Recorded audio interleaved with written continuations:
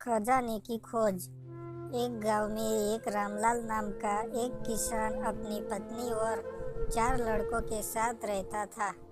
रामलाल खेतों में मेहनत करके अपने परिवार का पेट पालता था, लेकिन उसके चारों लड़के आलसी थे, जो गांव में वैसे ही इधर उधर घूमते रहते थे।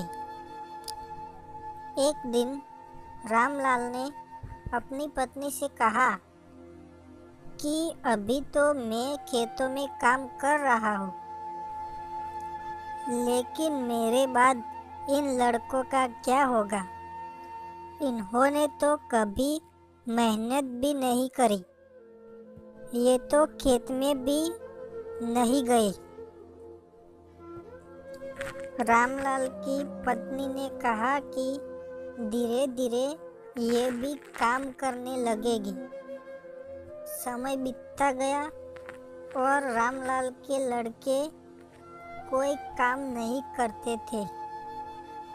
एक बार रामलाल बहुत बीमार पड़ गया। वह काफी दिनों तक बीमार ही रहा। उसने अपनी पत्नी को कहा कि वह चारों लड़कों को बुलाकर लाए। उसकी पत्नी चारों लड़कों को बुलाकर लाई। रामलाल ने कहा, लगता है कि अब मैं ज़्यादा दिनों तक जिंदा नहीं रहूँगा। रामलाल को चिंता थी कि उसके जाने के बाद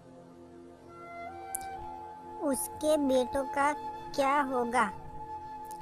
इसलिए उसने कहा, बेटों, मैंने अपने जीवन में जो भी कुछ कमाया है, वह खजाना अपने खेतों के नीचे दबा रखा है।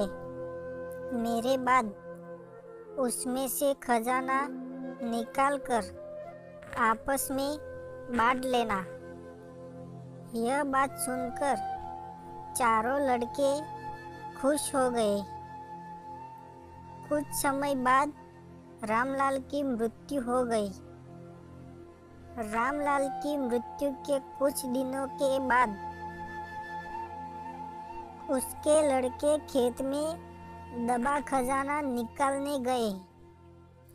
उन्होंने सुबह से लेकर शाम तक सारा खेत खोद दिया, लेकिन उनको कोई भी खजाना नजर नहीं आया। लड़के घर आकर अपनी माँ से बोले, माँ, पिताजी ने हमसे झूठ बोला था।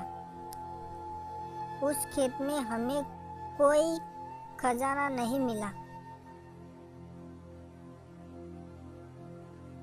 उसकी माँ ने बताया कि तुम्हारे पिताजी ने जीवन में यही घर और खेत ही कमाया है, लेकिन अब तुमने खेत खोद ही दिया है, तो उसमें बीज बो दो।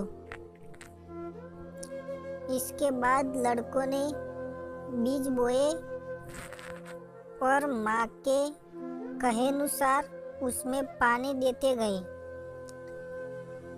कुछ समय बाद फसल पक कर तैयार हो गई,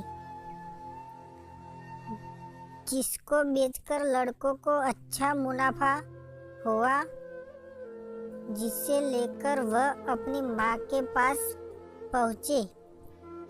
माँ ने कहा कि तुम्हारी मेहनत ही असली खजाना है। यही तुम्हारे पिताजी तुमको समझाना चाहते थे।